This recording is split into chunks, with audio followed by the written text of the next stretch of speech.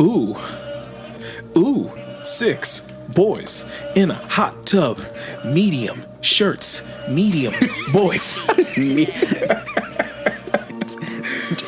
Shilling shirts since 1990. You goddamn right. I think you came out the womb with like some sort of tablet on your chest, just being like, buy my shirt. Buy my shirts. Like, who is Mike Jones? You love shilling t-shirts. It's like your favorite thing. You essentially are an independent pro wrestler. Like, who is Lord Gerald? Pro wrestler, t-shirt salesman. I'm a part-time scribble, and I do hair. Yeah. Shout out to Teespring. Yeah. Teespring.com/stores/The Wine Boys is where you cop t-shirts. Thank you, everybody that's copped a shirt. It will be there before Christmas, so appreciate y'all. New year, new you, new shirts. Woo! It's long sleeve t-shirt season. It's hoodie season. Woo! We have those. We also have stickers for your laptop and mugs. Stickers for your boys' top. Yeah, boys' top and bottom. Not yet, but soon. We want to keep you boys on top and bottom. Yeah. You know, where my bottom boys at? That's right. Boys. Yeah. So, shouts out the socials. Yeah, we're on social media. We do that. Instagram and Twitter, most predominantly at WineBoysPod. Electronic mail, wineboyspod@gmail.com, where you guys have been sending some borderline inappropriate content, which I love. So please keep sending it. wineboyspod@gmail.com. I'm at TheZachEdward on Instagram and Twitter. No dates or anything to talk about in 2020. 2021, big year, Renaissance year for the boys. Basically, we're taking the Carl Lewis step, as I like to call it. I like it. Not Carl Lewis singing the national anthem, but Carl Lewis winning the gold medal. Yes. That's the year we're having. I think of us as Michael Phelps after the bong rip. I think of us as Michael Phelps nailing that like 50-foot putt. You ever see that video? No, I haven't. There's a video on the internet of Michael Phelps like sinking a putt from like the guy is Aristotle. I mean, he's a 7-foot tall Viking man who can get, trolled for smoking a little pot. Yeah. And still come back and win like 19 gold medals after that. Of course. But anyway, boys. Top or bottoms, stern yet sensual skipper of the SS Rough Voyage. You can find me at Lord Gerald on the Instagrams and the Twitters. That's it, man. That's it, man. That's it. We're gonna hop into the podcast. We got a lovely Cabernet Sauvignon tonight. It's a 2018 from Washington. So you'll hear us on the other side of the break. Yeah, it's spicy red wine season. Holidays. Oh, Merry motherfucking Christmas, boys. I'm sorry. Happy holidays. I'm sorry. That's holidays with a Z. Send it out. Happy holidays. Merry Christmas. Happy Hanukkah. Happy Kwanzaa.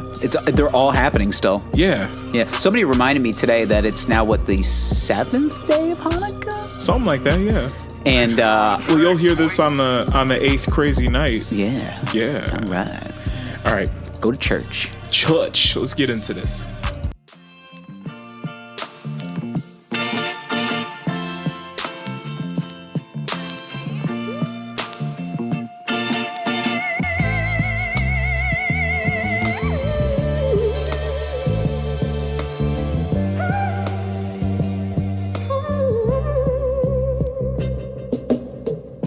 Hi, I'm Gerald. And I'm Zach. And we are the Wine Boys. Hey, boys. Hi. Hi, boys. Good evening, boys. Salutations, boys. Good morning, good afternoon, good evening, boys. Good evening, boys. Follow your dreams and follow the North Star. That's right. For it will put you on the path to self-righteousness. Yeah. Happy holidays, boys. Yes. We're here with a holiday rendition of the Wine Boys podcast. Yeah. It's Christmas in this hoe. Got holidays.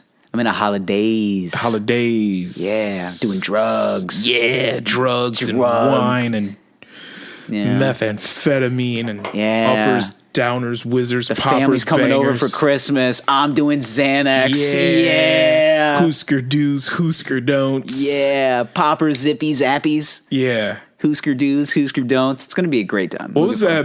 You ever read Fear and Loathing in Las Vegas? You know what? I've only seen the movie. Okay. I read the book. But What year is this? 73? Yeah. 74? but there's just like this one part in the book where he's like, we were riding through the desert. We had, and he just lists off like poppers, the laundry list of fucking drugs they have. Like they had fucking what is it? Did they have like They had ether? Ether, yes. Yeah, they had ether. I did not know you could do ether like recreationally. What's the hardest drug you've ever done? Not ether. Yeah. I got offered GHB and got nervous. Okay. Yeah. So basically GHB for you boys at home is essentially an anesthetic. Yeah. From the way it was dealt in my fraternity house really wasn't even in my fraternity house, but it was just sketchy guys we would invite over that would have water bottles full of it. So basically what you do is you take the water bottle and you put the cap of a water bottle. It's not even the whole cap. Oh, either. no. You want to get like the little inner lining of the cap. Yes. So it's basically, I don't even think you can classify it as like a dose. It's so tiny. It's like a couple drops. Yeah, really. that's all you need. And it literally just fucking evens you out for the night. Like you're just good. Like you're just really calm. Nothing will bother you. It's like Xanax times 30. Yeah. It's just fucking. However, if given a lethal dose, if given too much, you will die. It will be a lethal dose. Yeah. Well, from what I remember watching in like 10th grade health class, a video about club drugs. GHB was one of them. And they talked about GHB. Yeah. And basically, I guess these two boys invited these two girls over to their house, and one of them was given some GHB by his brother who was in college. So they were like, yeah, like just give the girls a little bit of GHB and they'll loosen up. Like, you guys will have a good time. He didn't really know how much to give the girls. So he poured like a little split, because I guess the brother just said a little bit. So he just poured like a little splash of it into her Mountain Dew can. And, but it was the equivalent of like a small sip. Mm-hmm. She drank it, passed out, she died. And they said, yeah, Brett gave her enough GHB to kill an elephant. So and I was like, holy Health shit. class. Yeah. So yeah, because of that, I was like, I'm not gonna fuck with GHB. Hey, 15-year-old boy, you want to learn how to kill someone? Sure. Apparently the GHB was manufactured by like some 28-year-old. Oh God. In his mom's bathtub. Dirty basement guy. Yeah, just dirty basement creature. He has a ponytail. I loved the marijuana kills PSAs where it would just be like the kid would just be like, I'm so high. He took his parents' gun out of the safe and shoots himself in the fucking mouth. I'm so high. And then like jumps off of like the church. Nothing can hurt me. It's just like I feel nothing. I gotta tell you, I'm invincible. I've been high plenty of times. Never once was I like, you know what? If I jump, I'm not gonna break a bone. No. No, I've been too fucking lazy to jump. Now the weeds doesn't do that to you. Most people, last time I checked, the only thing it makes you jump to is to the refrigerator. Yep. Because that's the only thing that I get moving for. You'll jump to the couch. No, I'm already on it. Yeah. Well, if I have to change rooms for whatever reason. Nah, who changes rooms? Once you have your own house, you don't have to change rooms. Yeah. Fuck that kid. She'll learn. So yeah, but I won't do GHB. That's anything that could have been made in a bathtub. I'm not gonna do it. Yeah, I think I'm at the phase of my life now, like no pills, no powders. If it grows in the ground, it's probably okay. Yeah. Which heroin grows in the ground. Rule of thumb. So, but they got to do shit to it chemically. True, that's true. They got to process it. Anything that has to be done in a hazmat suit, I'm a little weary of. Yeah. Cocaine still does come from a plant, but I just don't feel like putting stuff in my nose anymore. But even if you don't use it, you just handle it, you could fail a drug test because it gets into your skin. I used to see guys. I remember I had guys that I used to hang out with that would just like rip caffeine pills, and it just felt so weird to me. Like snort them? Yeah, just rip caffeine pills. Why don't you just do some coke like an adult? I guess that it didn't want to get that addictive quality. Which snorting caffeine, concentrated caffeine, which is also a drug. Pills it's a legal drug. There's so many legal drugs that we take on a regular basis that like nobody realizes that. Still to this day, the most addictive drug in America is caffeine. Yeah. Oh no, you're absolutely right. Yes. Or how many people think that like Xanax, because it's a prescription, like it's not actually dangerous? And it is. Xanax is real dangerous. As funny as I know Don't mix it with people- your Chardonnay, Carol. No, that's the death combo. Yo, I remember that I told the story on the podcast. Shouts out in the archives about my friend who mixed Xanax and alcohol and broke a Chinese food cash register. Yes, I And remember you telling me Didn't that story. remember that he did. No, you will And black the fuck out. He blacked out, and I told him the next day that he broke the cash registers and started yelling a bunch of racial slurs, which was a joke. He was like, "I wouldn't." I go, "Yeah, you were saying like you're Godzilla and I'll kill your country," and like.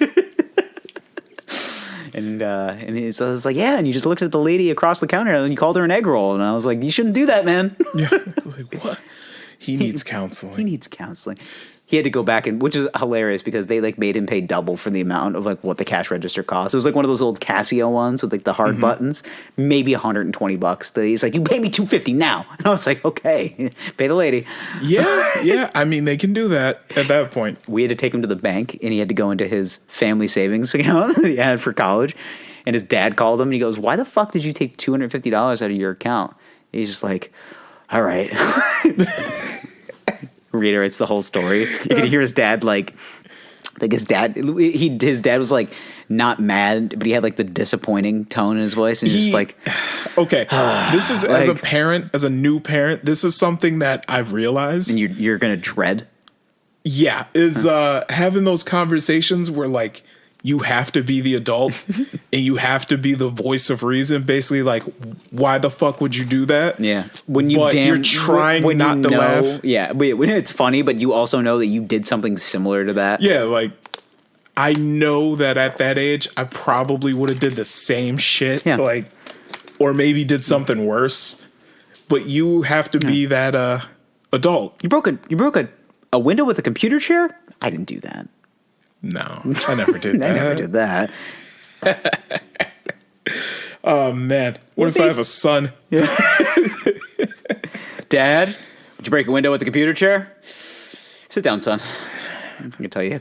I'm just gonna say like, and try so hard. But the thing is by the time they're like 22 years old, I should have that face like pretty well perfected. You should. But inside, I'm laughing my ass face, off. yeah. Like inside, I'm laughing my ass off. But on the outside, I'm like, why the fuck would you do that? Like, knowing damn well that he's like 15 and stupid. Yeah. You're just like, of course, he's 15. yeah, knowing that I did some Yeah. shit that was just as dumb. He hasn't even sat through the GHB health class yet. Yeah. He doesn't know anything. Exactly. The things you learn, I mean, at 30, I'm so much more well-informed than I was even, 15 years ago, I was a literal box of rocks. Oh, I was, the only things that were stimulating to me were just like the invention of DSL.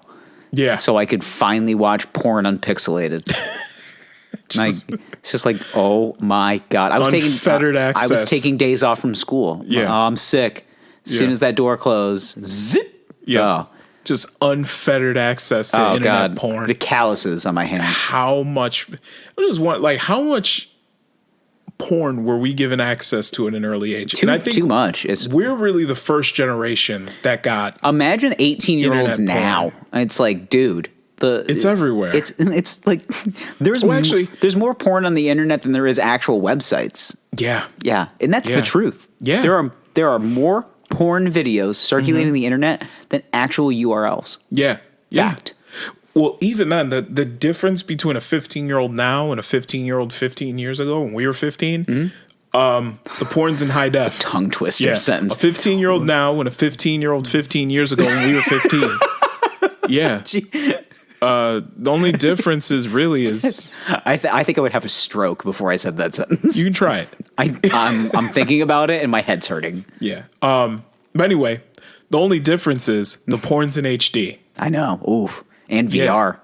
And there's VR. I still haven't watched VR pornography. I don't have the goggles for it. I've accidentally clicked on one of those scenes and I realized I was like, "Fuck, it's VR.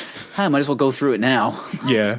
And it's all like it's weirdly blurry and split in half. Yeah, it's two-sided. Yeah. It's just like, yeah, but look, you get like two pairs of tits. That's good. You can move the screen around and the screen moves and you can look out the window or look at the woman that's filleting you. It's just amazing. Yeah. Technology. I prefer to look out the window. I prefer to look out the window so I can see my wife's car pull in the driveway, so I can quickly throw down the goggles and sit down and put on sports. Yeah, sports. Boys, let's get into the wine. All right. So tonight we have a 2018 Cabernet Sauvignon. This is from Substance, Washington State. It's got a very Breaking Bad-esque logo. I already took the picture of this one. I'll say it looks like a periodic table. Yeah, like it does. I like the label on this one though. What is the periodic symbol for C? Is it calcium? Is that C? I think so. Carbon, calcium. Calcium. Scientific boys out there. Yeah. Look at the periodic table. Let me see. Okay. C symbol periodic table. Mm-hmm. It is carbon. Carbon. There you go. Calcium is Ca. Ca. Yes. So is California. Yeah. Which is completely shut down right now. Thanks, Corona. CO. Yeah. All right. The quality of being important, valid, and significant. Substance. Cabernet Sauvignon, Columbia Valley, 2018. Charles Smith winemaker, vinted and bottled by Wines of Substance, Benton City, Washington, USA. And then you got the Surgeon General's warning. Have I ever read it on the podcast? The Surgeon General's warning? It's on here. I don't think you have. You know what? We're 132 episodes in. The first time for everything, right? Hey, tits the season. Just am I right? not GHB. Ow. Anyway, government warning. According to the Surgeon General, women should not drink alcoholic beverages during pregnancy. Okay. Because of the risk of birth defects. Consumption of alcoholic beverages impairs your ability to drive a car or operate machinery and may cause health problems. 750 milliliters contain sulfites, alcohol by volume, 14%. Boys. Now, I don't understand why no one's tried to cancel the Surgeon General yet. Why is that? I mean, discriminating against pregnant women? Yeah. Why hasn't the Legion of Women come out? You want to know why? Why? It's because after that pregnancy's over, the first thing they go for is a big old bottle of wine. And they're just like, oh my God, thank God for you. I know you're trying to segregate my people, but listen, I need you right now. The baby's crying. The baby's crying. I mean, it hurts the baby. It's not good for the baby. I'm fine. Yeah, true. Cigarettes was my problem. Yeah. That's what it was. Yeah. I came out and I was like, Jesus Christ, is Joe Camel in the room? What's going on here? Do you think your dad was smoking in the delivery room? No, but it smelled like Newports. I was like, am I in an improv? What the fuck is going on right now? Is this amateur night at the Apollo? Why does it smell like Newports in here? Man. So hold on. What was your parents' brand of choice for cigarettes? My dad did not smoke cigarettes. My mom was a Newports smoker. Okay. Or is it Newport? Is it Newports? It is. I think Newports. 100s, the menthols? She started with 100s, and then she had to go to the shorts because she was starting to feel bad about herself. Okay. And then Why was she? I don't know. I guess that was her rationale. It's like, if I smoke less of them, they need to be smaller. So it was Newport 100s. Then they just went to the regular old Newport boxes. Then it went to like reservation cigarettes. Okay, because they're cheap. Yeah. Well, the thing about being in New York State is that we have a lot of Native American land here that has been repurposed and given back to the natives as a we're sorry about that whole Thanksgiving situation. Sorry. Yeah. Hey, you guys want some free land, tax free? You guys can make smoke shops and casinos. And then you got Chief running faucet over here who's like, we'll take. This is good. Yeah. So, I mean, you'll govern yourselves. So you know, certain things are legal within reason. Just no bow and arrows. Yeah. No bows, no arrows, but you can make your own cigarettes. We're not going to tax them. And so, yeah, you can get a pack of cigarettes on the reservation for like $5 or some shit like that. You ever been? It's actually, it's 1998. The best thing about the Jesus. reservation is that the smoke shop has a drive-through. Yes, it does. Which is awesome. The one in Nedro, yeah. Oh God, Nedro, New York. What a piece de resistance. My God, it's a great place. If you're ever traveling through the palatial estate of central New York, might I tell you to go through the beautiful scenic route of Nedro, New York. Oh my God. Which is basically a giant smoke shop and a athletic complex for the Native Americans, and then lots and lots of trailers. Like an obscene amount of double wide trailers. And dilapidated houses. And so many dilapidated houses. Just rotting wood and smoke signals. Just tarps. Tarps. That have become permanent structures on homes. That have become houses. Yeah. Dude, they live in rough out there, bro. Yeah. They live in rough. Yeah. Shouts out to you. Shouts out to the res. They live in rough. Actually, fun fact, right? There's only one group of people in the country that is killed by police more, percentage-wise, more than Black Americans. Native Americans. They're the only ones that get killed more. Percentage-wise. Because, boys, we deal with statistical analysis here, not raw numbers. Come on, boys. Numbers. Keep up. Numbers. Yeah. Boys, let's crack into this wine. We're not statisticians. We're just stating facts. Facts. F-A-X. Facts. F-A-X. Facts. You pull up the wine? Yeah. Boys, for you, if you're wondering what a FAX fax is, it's when you used to put a piece of paper into something that looked like a phone. And what happens is that you dial the number of another sort of looking printer phone, and then you put the paper in, and then it would just show up on the other side. Through the magic of telephone Through lines. the magic of telephone lines. Yep. AT&T, where a world is full of wires. That should have been their slogan. Pretty much. Like, wasn't like AT&T was like keep connected or get connected? Something like that. It should have just been like the world is full of wires. Pretty much. It's like the Wizard of Oz, but meets AT&T. Yeah, that makes sense. We're not in Kansas anymore. It's just like there's a lot of phone lines in Kansas, though. All right, we're ready. Yes, yes, yes. Pop it. Do it. Do it. Look at me while you do it. I can't. You make me giggle. He tickles me giggly. Okay. There we go. Oh, hold on. I gotta move the keyboard out of the way. So get all up on the. You're gonna make a mess. Oh, you're gonna make a mess. No. I got this. Yeah. I got this. Come on. You got any cum left in those balls? Yeah. Oh man. Yeah. Zach, this is a Christian show. Yeah. Okay. Is it? No. Oh, sorry. PG rated.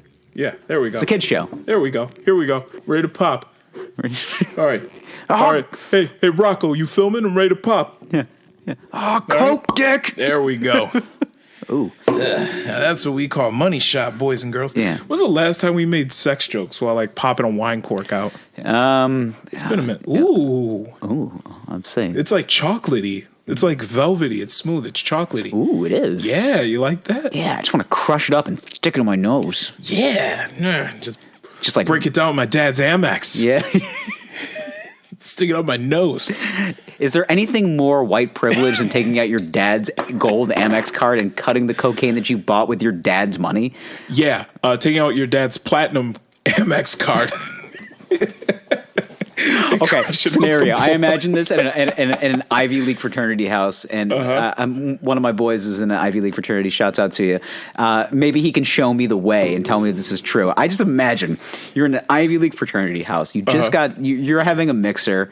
You know, we'll just say with Tridel. All right, and you're just cutting up Coke. You're cutting up Coke. You got one guy who's cutting it up with a gold Amex card. Another guy walks in, equally same amount of swagger, but pulls out the platinum Amex card and begins cutting up the Coke. For the uninitiated boys, here's why the platinum Amex is more of a flex than the gold Amex. The gold Amex is made of plastic.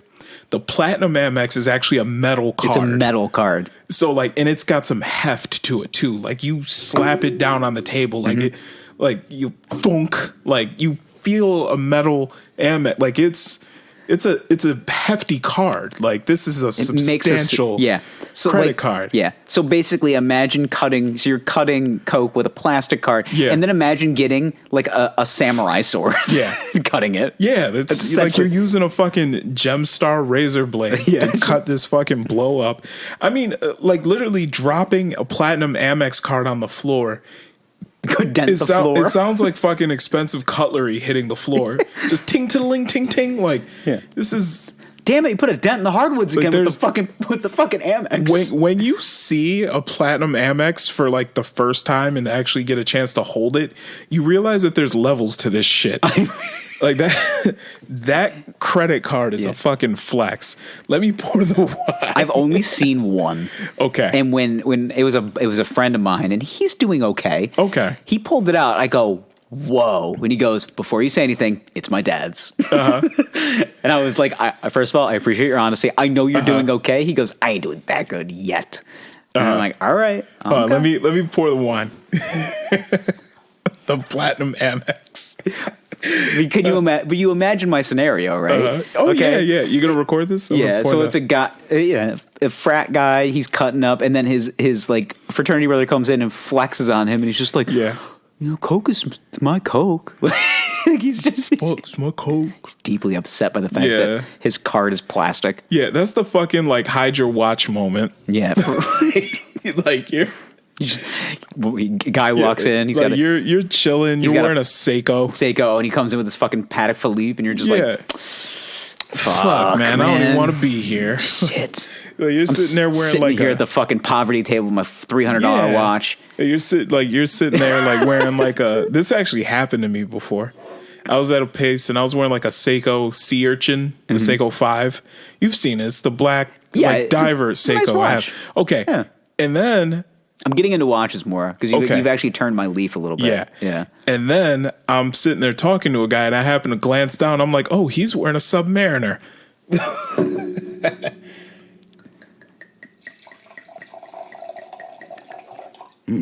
Deep. Ooh, yeah. I like that. Yeah, I really like that. Oh, yeah. Look at that. So, yeah, basically. Ooh, that's very aromatic. I'm wearing like a $200 or $300 watch. This guy is wearing I don't know how much that Submariners vary so much, but he's wearing retail a $7,000 watch, aftermarket a $15,000 or $20,000 watch, and I'm just like, hi, Maurice. Yeah. So I hate my life. I hate my life. I'm going on StockX right now just to see how much this fucking Rolex Submariner. Okay. They range, but I would say somewhere between probably $7,000 and $12,000 he paid for this watch. Okay. So more than you. Absolutely. Yeah. A lot more than me. Yeah. So he was on that king shit and you were on that I was on that broke boy shit. Yeah. It's like it's a nice watch though. Yeah, I mean, it's a Seiko. It's a nice watch. It's when you roll up with like a mid-level, nice watch. Like for you, nice. For him, that's the kind of shit he gives to his kids for his second birthday. Yeah, let me give you this. This is your first watch. Wow, thanks, Dad. Yeah. 15th birthday gets a Patek Philippe. Fuck that. Okay, it's good. I identify my bitches with APs. Ooh, okay. It's lighter than I was expecting. Like a lot lighter. Kind of. I'm getting a strong chocolate note though, like a dark chocolate note from this. Remember the old Dove chocolate bars in the foil? Mm-hmm. That's what I'm getting. Like dark Dove chocolate. Yeah. It's very juicy. This is going to really benefit well though from being aerated. But the thing is though is that it's dry, it's leathery, but it's when it hits the back of your mouth and the back end on your palate, gone. It just evaporates almost. Yeah, it's really easy. It's quite good actually. This is good. Yeah, this is good. Yeah, it's right up my alley. I mean, I like a good. I like a good meaty Cabernet. So yeah. I figured the weather's been a little colder, so let's bring out a rich dark boy. Yeah. Yeah. I'm already talking to one. Yeah. So, this is Substance, not Abuse. Mm-hmm. It is a Cabernet Sauvignon. It is from the Columbia Valley of the United States of America. Okay. This is a 88.1.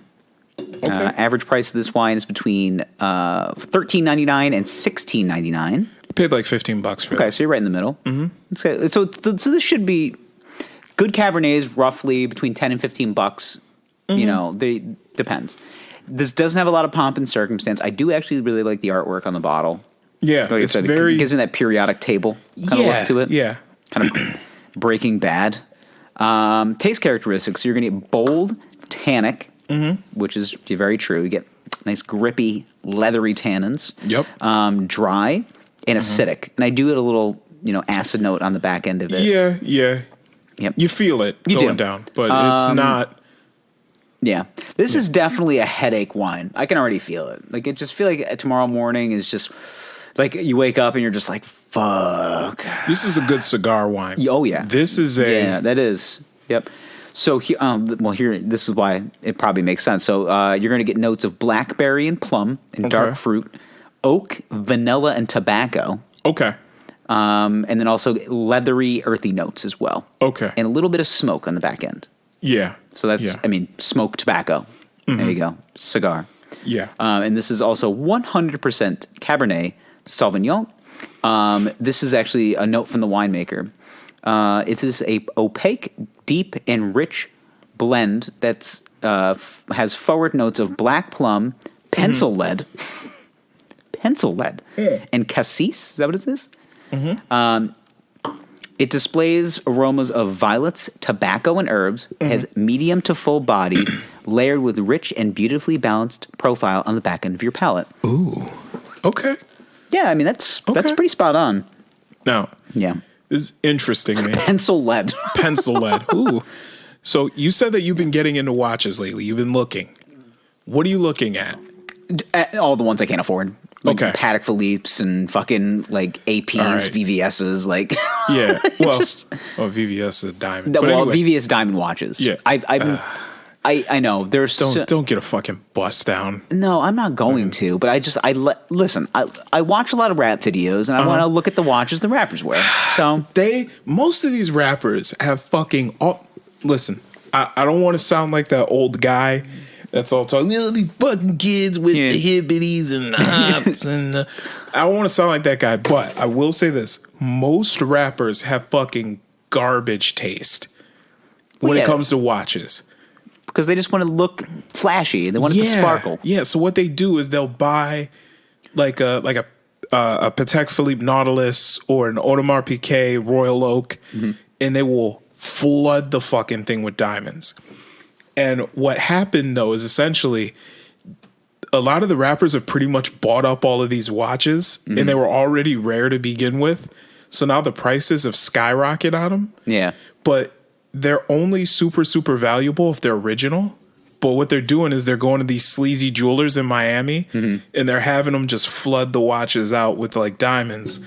But as soon as you do that, the watch loses like half of its value. And let's be honest, you're not spending, $200,000 on a watch if you're not planning on selling it at some point. Like, oh, sure. Yeah. At this point, it's an investment. So it's like a house. Yeah. So you spent $200,000 and now it's worth equity in this $100,000. watch. Yeah.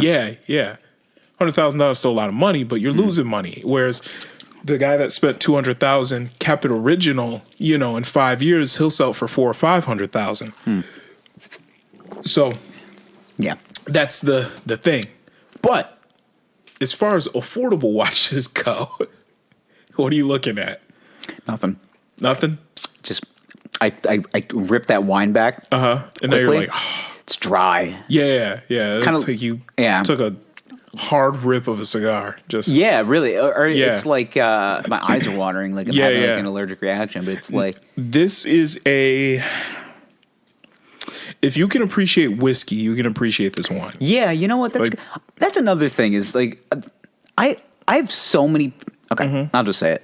I have a lot of people in my life that just hammer me with like hobbies and habits. So it's like wine is kind of my lane. Okay. So we're the wine boys of our group, I would say. Yeah, yeah. You know, for lack of a better term, we are. It is what we are. So if people have questions, they usually ask us about wine. But yeah. But like, I don't expect somebody to come up to me and ask me about whiskey. But it's something I do want to get more into because I feel like that's a flex in itself. Yeah. To be like the guy that knows a lot about boozing. Yeah. I don't know why that lane is so intriguing. No, the whiskey lane is interesting to me.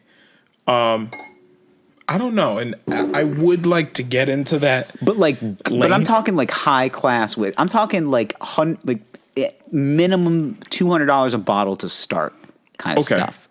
I mean, but you could do the same shit with wine. Yeah, exactly. Like I don't think. I mean, I've only had I had $125 bottle of wine. Mm-hmm. One time. It was for an anniversary. Okay. And I was like, all right, I'm going to get this because, fuck it. Yeah, yeah. And it was like the best thing I've ever had in my entire life. Oh, it was like drinking butter, wasn't it? Like what was it? What was it? It was a French, it wasn't a Bordeaux, but it was a French red wine. That's how they classified it. Yeah. And it literally, I made a steak dinner with it, and it was like velvet. Like it was so nice. And I was like, this is why this costs so much money. Yeah, and you taste the difference. $125 is not like, I mean, it's anniversary money, so it's not like we're not rolling in it, but now, in the thing about our lane with this podcast is we try to keep the wines affordable. Mm-hmm. Most of the wines on this podcast, I would say, range between $10 and $20. Mm-hmm. Most of them. We occasionally will branch out and get a $25, $30 bottle of wine. I mean, but I can tell you this though. The couple of times where we did branch out and we got, a $30, $40 bottle of wine. Significantly better. Yes. You can tell the difference. Yeah. And it's you get what you pay for. But we can appreciate these, and honestly. This is this podcast is meant for the every boy that wants to learn how to like wine. Really. It's just. Exactly. We are just a bunch of working class men just trying to enjoy wine. That opens up nicely. Beautifully. I was going to say, a nice aeration here. See, now I'm getting more of that leathery smell. Yeah, and more vanilla. Whereas before it was like a deep, like a dark chocolate. Now it's aerated. It's opened up. Smells like I'm in a leather store. Yeah. It smells like boots. Yeah, it smells like bootstraps. So, speaking of bootstraps. I'm going to have purple shits tomorrow. Good. Speaking of bootstraps. So, I don't know if you boys have heard at this point. The federal government finally decided to come to our aid with this new coronavirus stimulus and the American people. How big is this stimulus package? $9 billion? $900 billion. $900 billion. Yep. Okay. More than a little bit of money. More than a little more than a little bit of money. And they are giving the American people $600. Yep. $600. So $600 in a vaccine. Yes. $600. You taking the vaccine? Okay. Here's. Are we going to conspiracy theory? All right. Here's the thing about the vaccine. Let me get my tinfoil hat on. I feel like we have to say, yes, you should trust the vaccine. You should take it. But the other side is this disease has only been around for about a year at this point. Mm-hmm. They developed that vaccine in about 9 months. I don't even think it was 9 months. I say 6. Let's let them iron out the kinks first. I agree. Yeah. That's how I feel about the PlayStation 5. Yeah. Let them iron out the kinks first. Iron out the kinks. Let's make sure I can get it when I want it. Sorry. I didn't mean to punch you, boys. Let's iron out the kinks. Let's figure it out. Let's figure it out. Get it to the point where we need to get it. It's here. Wait till it's ready. Exactly. I want it ripe and ready to go. I got to tell you,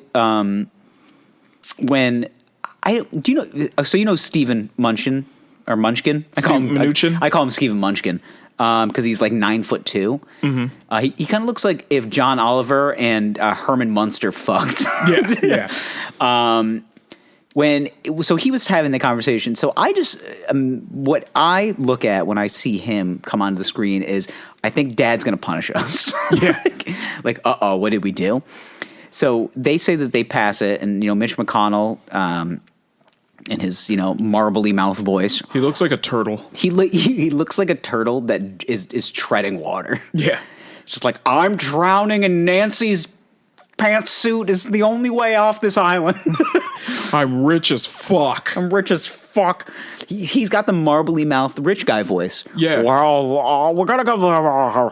He kind of sounds like stroked out Don Imus. Now it's like basically what he did is, so they passed the bill. It's this $900 billion relief effort that apparently will have Donald Trump's name on the check because it was.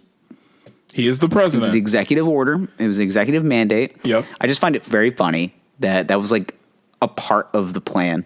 It's just like at the bottom. It's just like, see Section 16, Donald J. Trump's signature on the bottom of all payments. It's like, okay. Yep. Just quick last flex before he, he frumps himself out of the Oval Office. So I'm so frustrated with coronavirus relief efforts because the only people that seem to care about it are the people that don't directly are the people that indirectly affect my life. The business owners of like medium to large companies.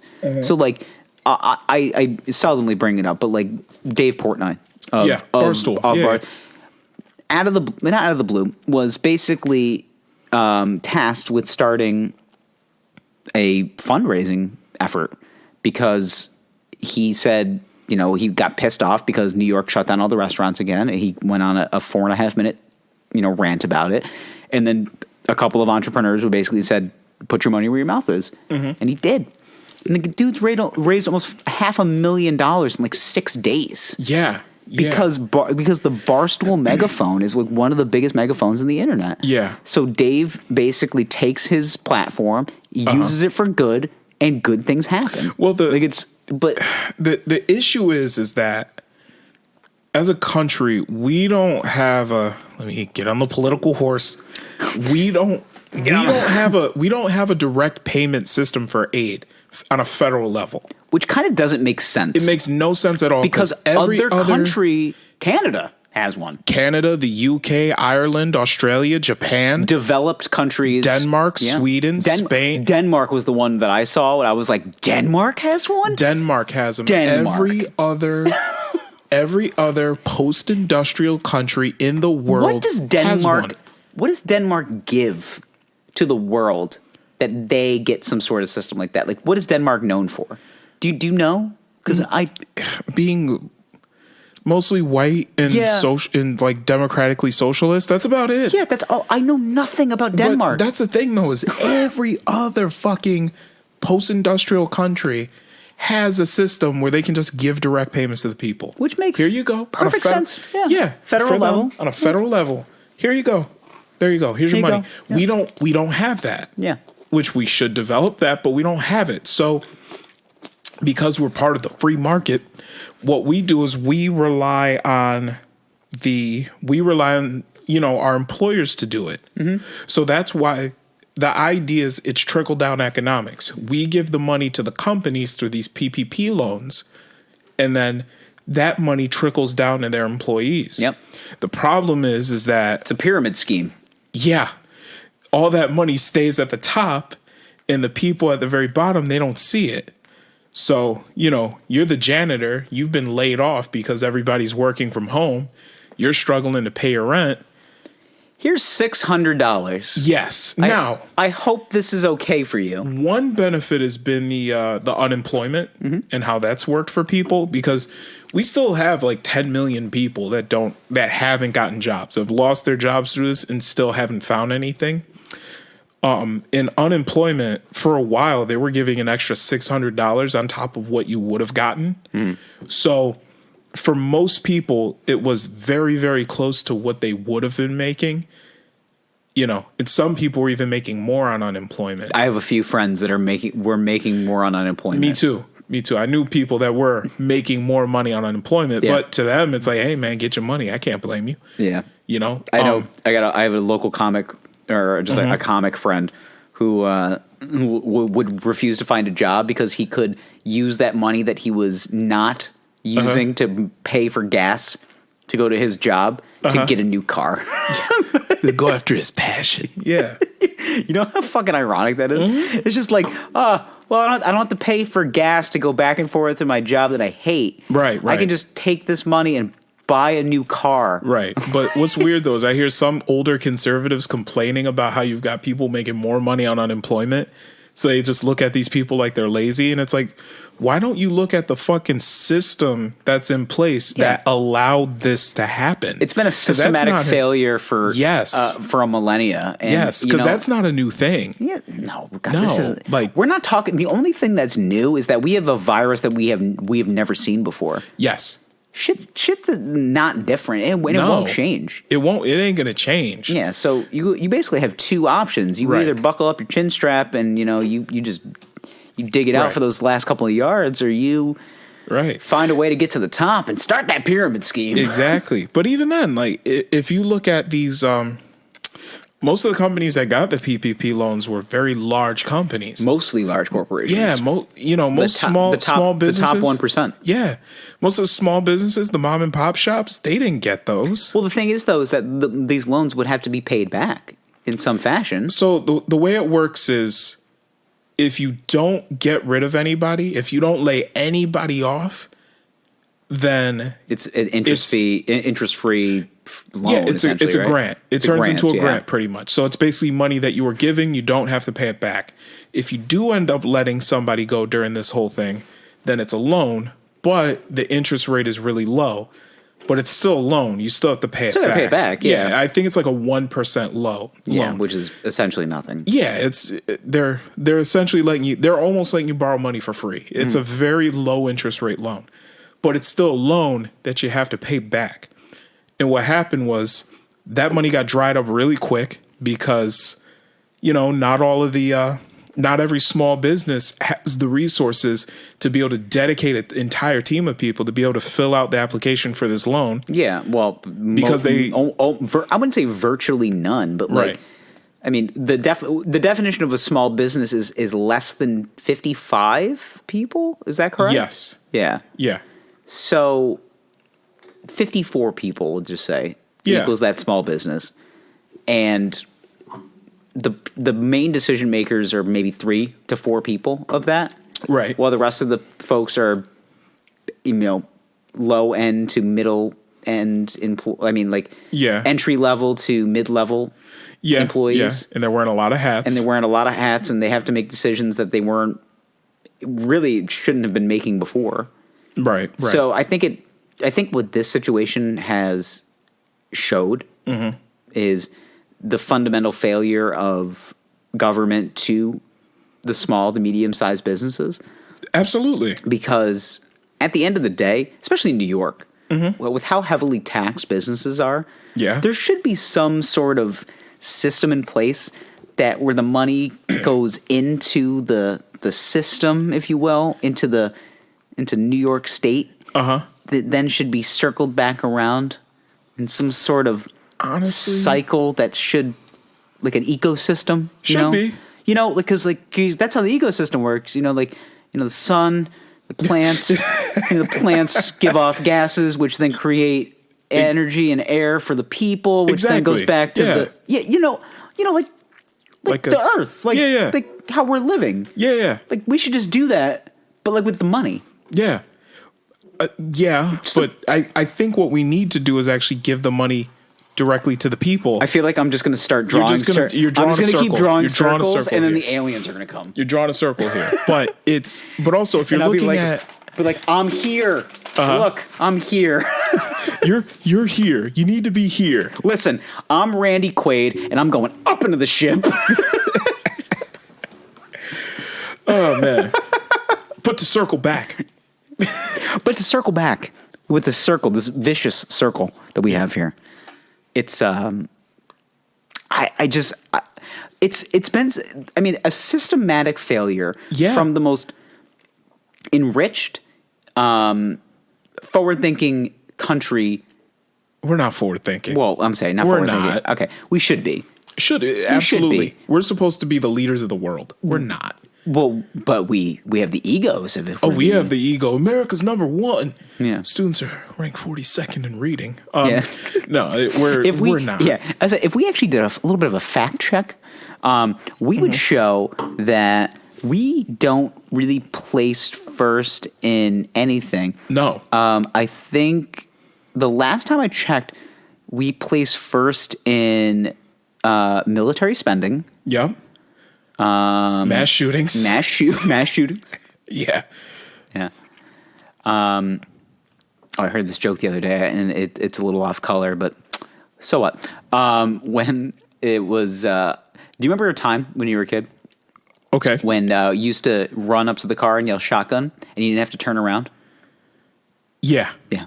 I remember those days. That's the day. That's the day and age we live in. Yeah. Yeah. Yeah. I've got to assume that we are first in military spending, mass shootings. Mm-hmm. I'm going to believe that something along the lines of like some higher power, belief in a higher power. Probably. Yeah. And not just like Jesus or like Judaism or anything else, but like, angels. Yeah. And shit like that. No, but it's fucking weird. Like I actually saw a stat a couple days ago. It said that majority of the money in the first stimulus went to large companies, large corporations. The majority of the money went to large corporations. Bailouts. However, 45 of the 50 biggest corporations in the country are actually having like record-setting years. Yeah, like they're weird. doing very well. Yeah, Amazon is set to break sales records from last year. Yeah. Meanwhile, a lot of the smaller businesses, mom and pop shops, have had to close their doors. Mm-hmm.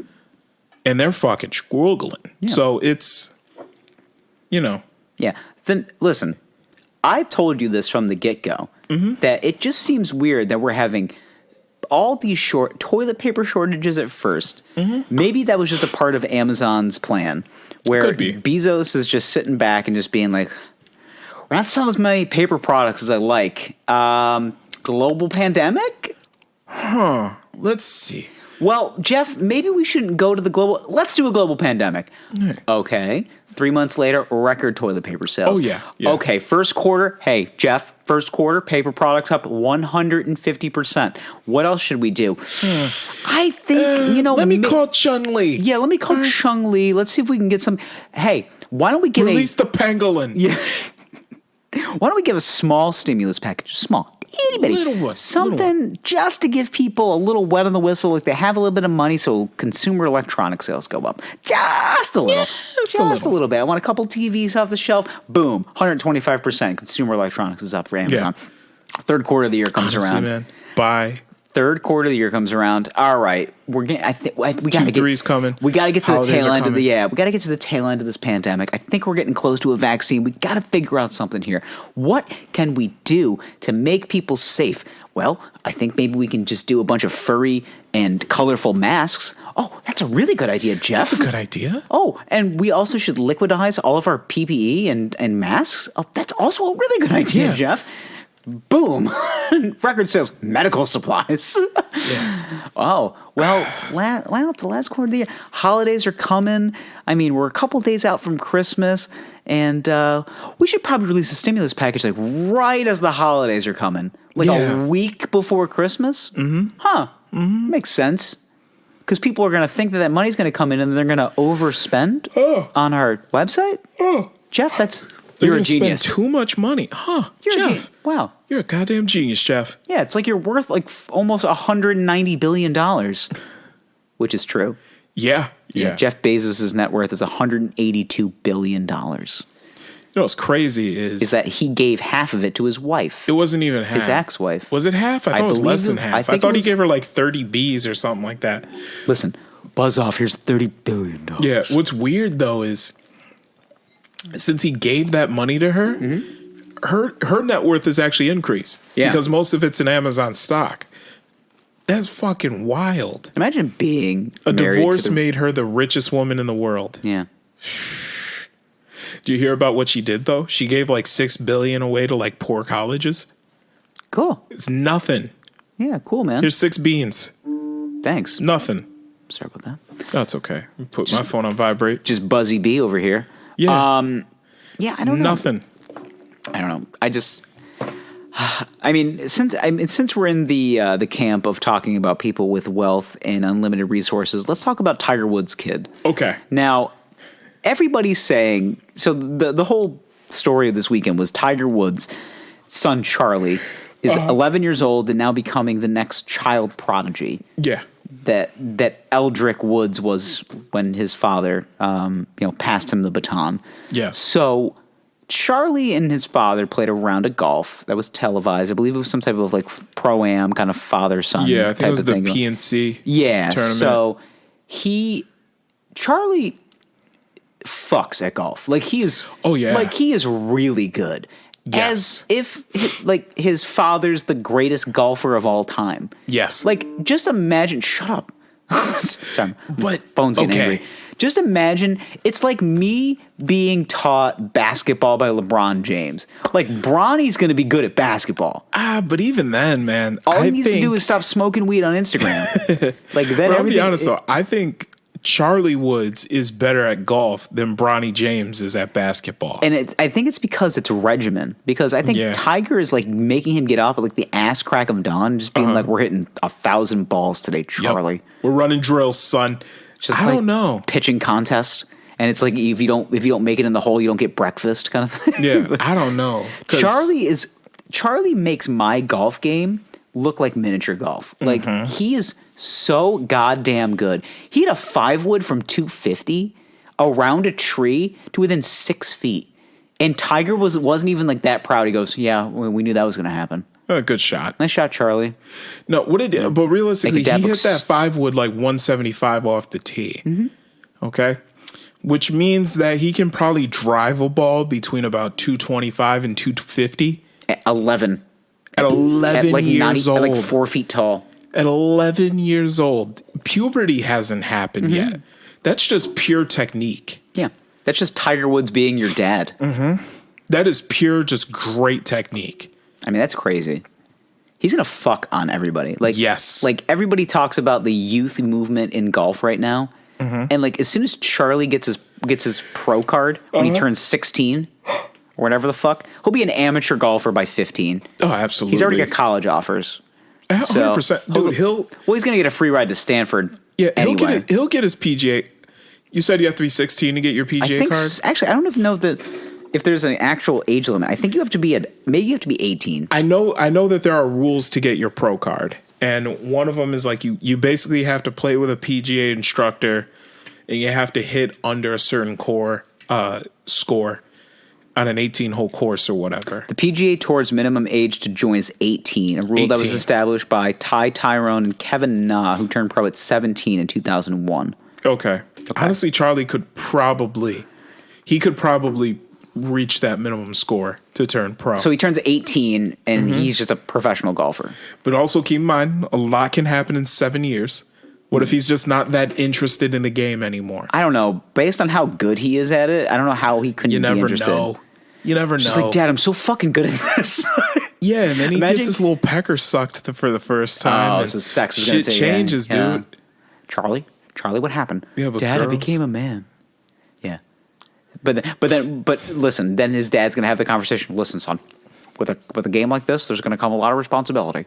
Okay, now don't let what happened. When we told you about the little situation between me and your mother. All right, Damn. Remember the old Buick and the windshield situation? Okay, damn, Charlie's going to Google that too. He already knows. God, he's 11. He knew when he was 8. He goes, "Dad." He probably did. Dad. Yeah. He's just like, My friend sent me this. My friend sent me this. She's like, "Well, this is when I taught your sister how to, play golf with a windshield." I just imagine that. Like, I feel like Tiger's gonna like sit him down. Did you hear the whole Lonzo Ball talk that he had with his kids?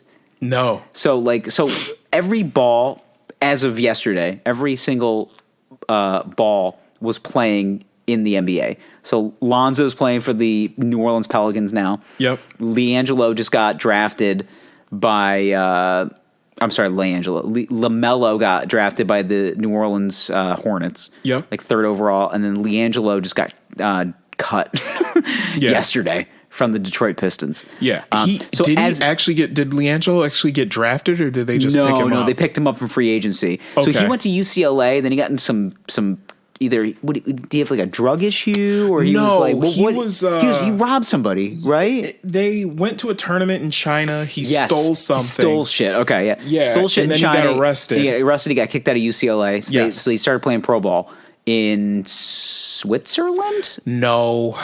Was it Latvia? It was something. It was one of those weird Lithuania. It was Lithuania. Him and LaMelo played on the same team for a hot second. Mm-hmm. So LaMelo was the most gifted of all of them. Like Lonzo was like the one that was like the tallest, and they were like, he's going to be the best pure like passer and probably athlete overall. But everybody said, wait till Melo Ball comes out, and they're going to say like he's the one. And thus far, through like what I've seen in preseason, like Duke and ball. Like he's the best baller of the balls.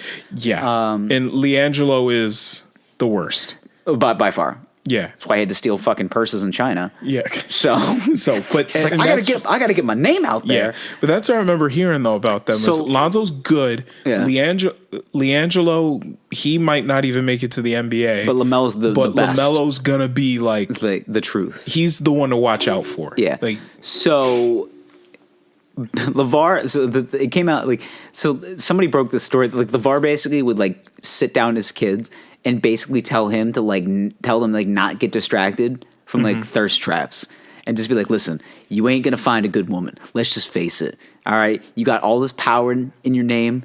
You're a ball. You're playing in the NBA. You're not gonna find a good woman. It's just the fact of the matter.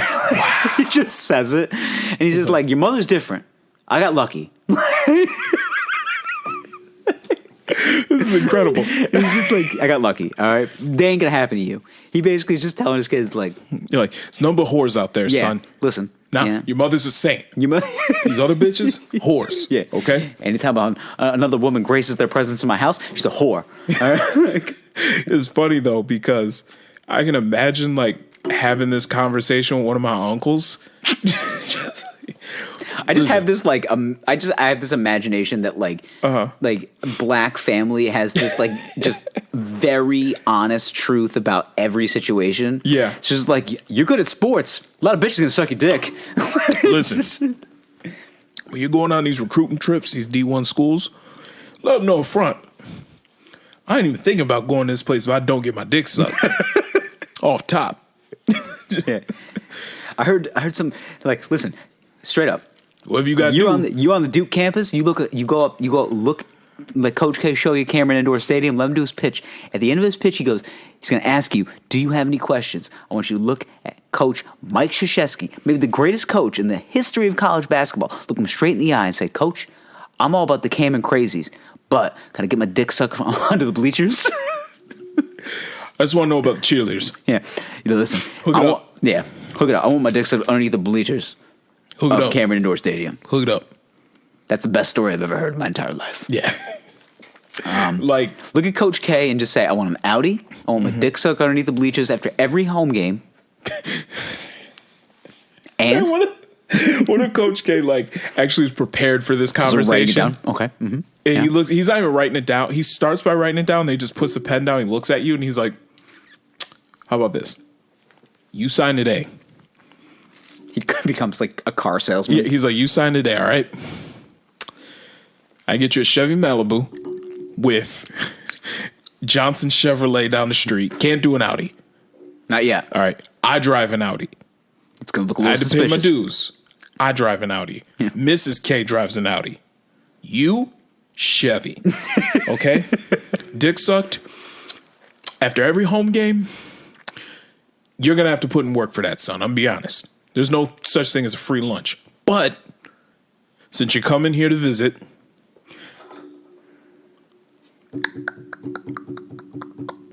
I might know somebody that can help you get to that mission. But you got to put in the work on your own, son. Yeah. And what else? What else? I can get you a pair of Team Kyrie's also.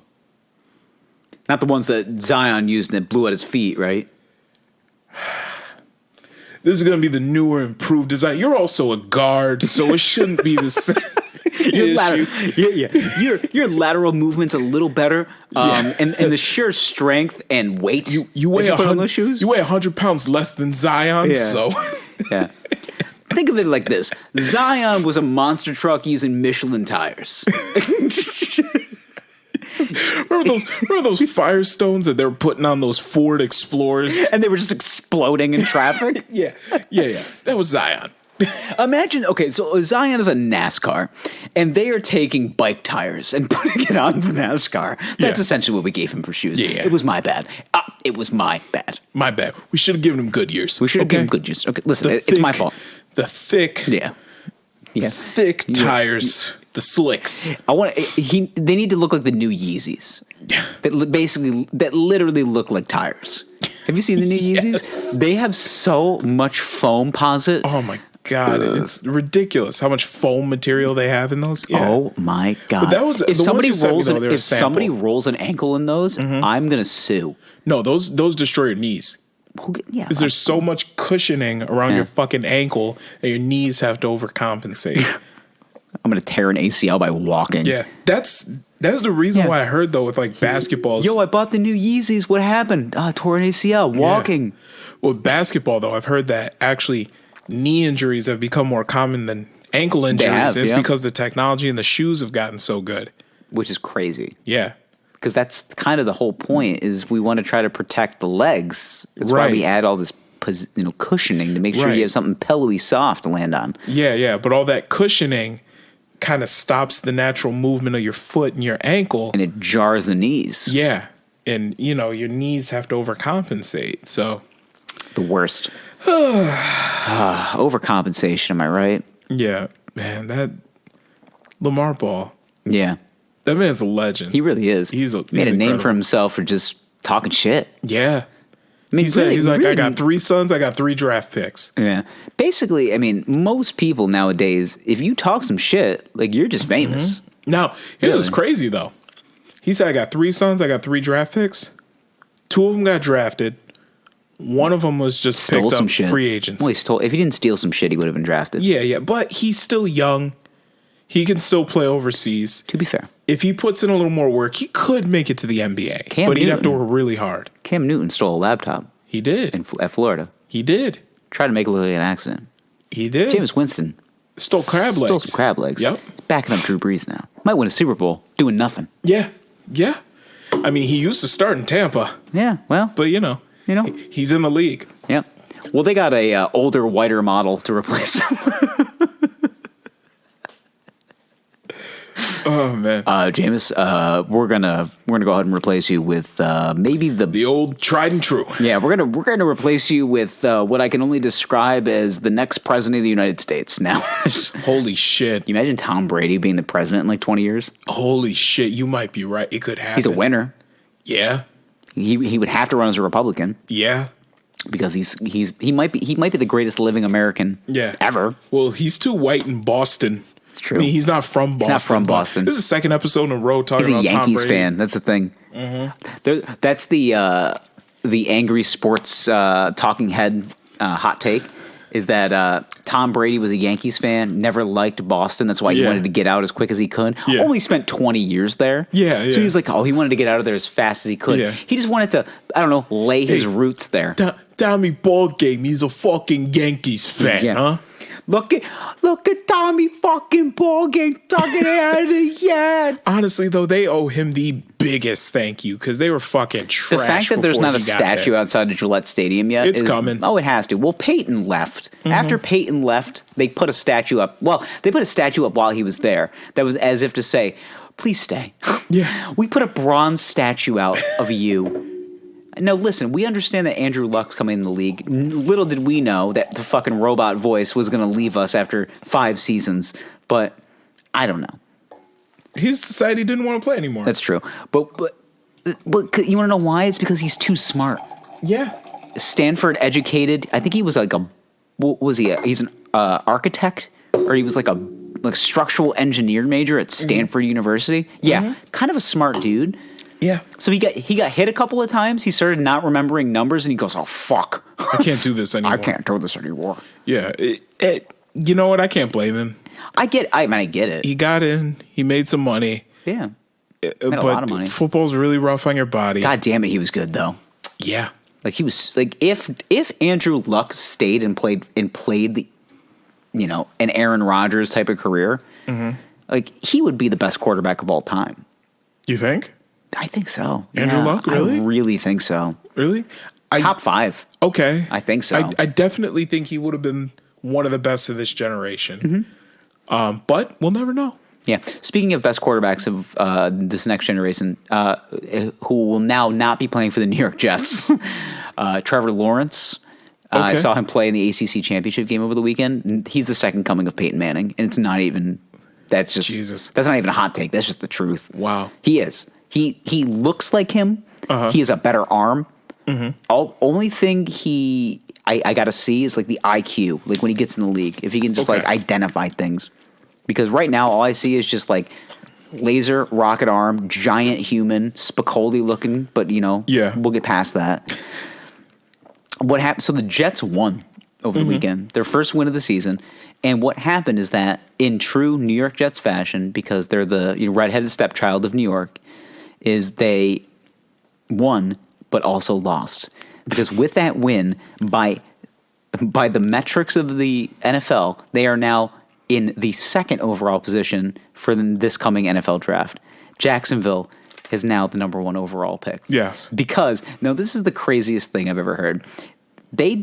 So if it's two teams that are in opposite, they're in the same conference, but in different divisions, they base it off of strength of schedule. And the weakest of the strength of schedule gets the first pick. The Jets have the number 1 strength of schedule. Yeah. I think Jacksonville is like the 22nd. So Jacksonville gets the first pick because they have a worst strength of schedule. That doesn't make any goddamn sense. Okay. Do you think they're going to take a quarterback? Jacksonville?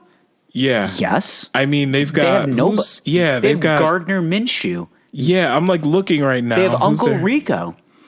Jake Luton, Mike Glennon. Yeah, Gardner Minshew. Yeah. Says he begged to play. Yeah. He begged to play because he's just like, I'm bored. Yeah. He goes, I can only watch Napoleon Dynamite so many times before I'm like, I got to play. Yeah, the problem is was the last time Jacksonville was actually good? Never. That's why they need Trevor Lawrence.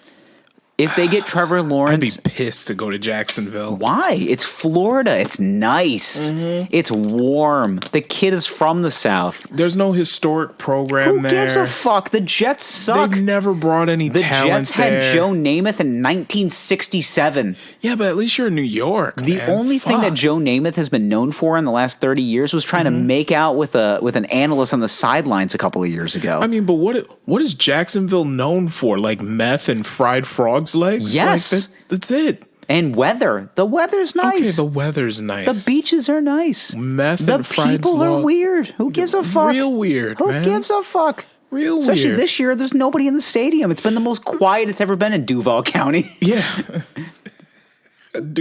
Duval County. I swear, I've never been to a Jacksonville Jaguars game. I'm assuming the parking lot like smells like barbecue and somebody's like cooking something else in a pot and they're like, that ain't soup.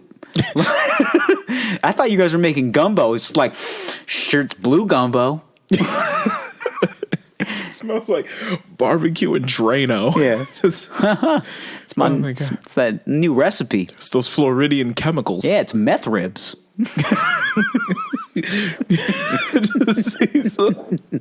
See a man in a greasy wife beater, a belly hanging out. He's ribs. just eating ribs. He's like,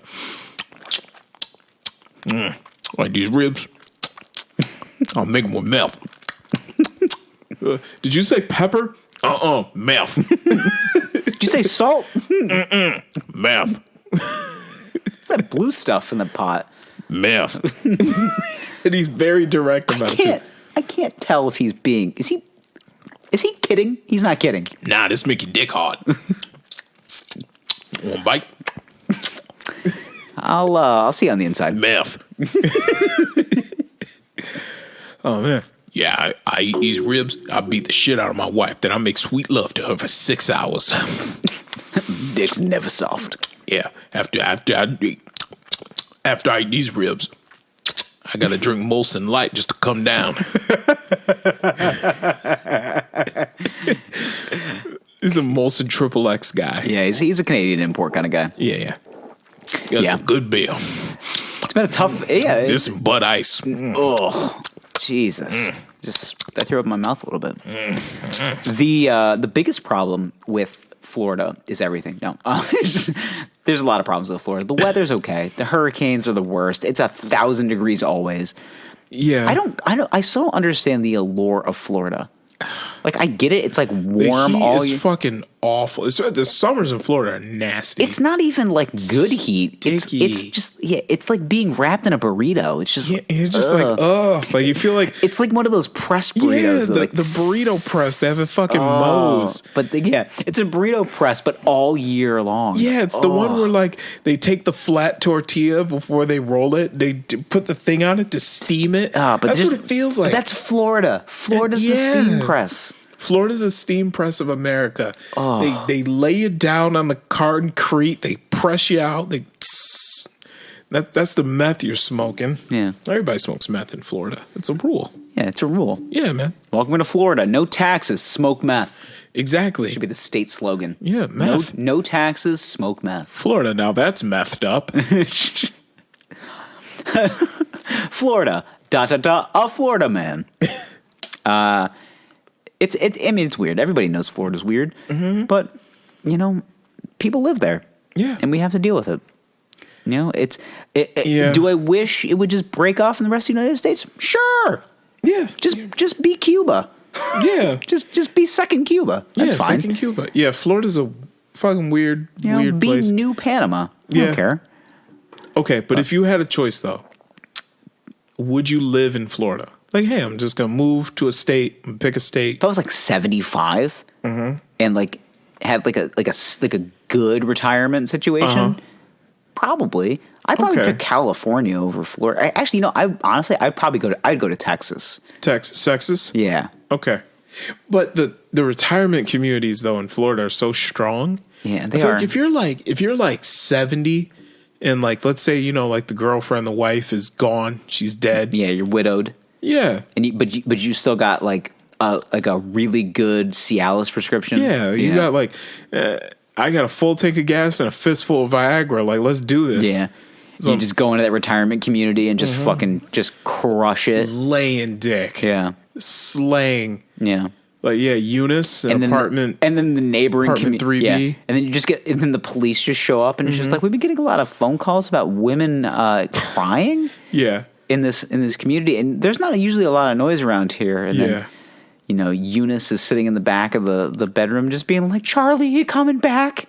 Remember that DMX song? He was naming off women's names. Yeah, there was Keisha, Tanisha, Linda, Daisha. I sent you that about 3 Kims. What? That's me in the retirement home. For real. How old do you feel that? Was it the flesh of my flesh, the blood of my blood came out 22 years ago. Yeah. That was one of the first rap albums I owned. I made my parents very upset. I'm sure you did. Yeah. I got over it though. I was like, Mom, listen, DMX is like 4'2". Everything's look, he barks like a dog. He's the size of a dog. Everything's fine. I just remember getting so hyped when I was like 9 years old. Yeah. Just getting so hyped. I used to listen to like the backtrack DMX songs. Yeah. The snake, the rat, the cat, the dog. Who turned out the lights? Yeah. Who is it? It's me, Mickey. Remember that shit? I'm gonna listen to that album when I get home. Oh my god, that shit was hard. I haven't listened to that album in probably 20 years. So I guess that was the shit that I would roll to when I was like 9 years old. The shit was hard. Yeah. I remember I walked into my friend's house. I go, "What is this you're playing?" He goes, "This is DMX." And I'm like, "Oh my god!" My penis got hard for the first time. Yeah, got real hard. Yeah, but it wasn't like a sexual hard. No, it was like an aggressive. It was like hard. It was like, is this cool for me to like this stuff? Yeah, I mean, yeah. I look at myself in the mirror. I was like, are we cool? Like, are we cool? It's kind of like Mike Tyson talks about fighting. He's like, it just sounds weird. But fighting makes me aroused. Yeah. Makes me erect. Like, give me a wreck. yeah, it was just like he gets an erection. He gets his fighting. His dick gets hard from beating people up. Yeah, like that's what makes him hard. Yeah. Not like the scent of a woman. No. Just beating the shit out of somebody else. The curve of her breast when she's not wearing a bra under a nightgown. He gets hard from beating another man up. No, not the smell when she's wearing that perfume that drives you wild. Nope. It's pummeling another man's face. Not the way she It's cups weird though, the because nape of your neck. I watched a bunch of Mike Tyson's fights, never saw a boner. So No, I just like to imagine that it's the I'm jock strap is holding it maybe down. that's what it is. I'm gonna go back and watch like 20 fights of Mike Tyson, and I'll be like, I'm just gonna be looking for like swinging dick and some of them. Be like, oh, that hard dick right there. There it is. as soon as he avenged that Buster Douglas fight, that's when the boners came back. Yeah. He lost his confidence. Wasn't quite Smiling Bob anymore. Mind you, Buster. I mean, wasn't he like pumped full of chlamydia during that Buster Douglas fight? Like, No, he didn't really train.